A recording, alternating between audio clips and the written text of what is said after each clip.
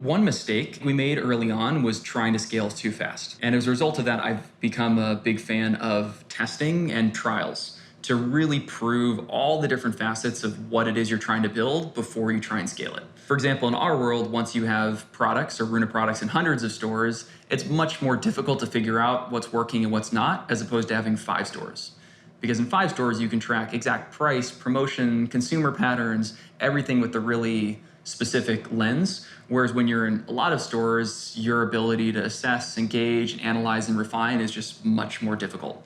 So I highly, highly recommend entrepreneurs think about focusing on specific trials so that they can test and understand all the variables of their product or their service before they scale. And the thing to remember is that it will make scaling faster and more efficient. Investors often want scale and want to see results quickly, which can sometimes be damaging to the actual success of the organization because you're so focused on growth that it loses sight of the stability and core impact. So I think it's important for entrepreneurs to remember that their primary service is not towards the investors or even the goals they've set out, but to doing things right in every moment and to making sure that they're not making missteps now in service of a future, which they may or may not get to if they get too far ahead of themselves.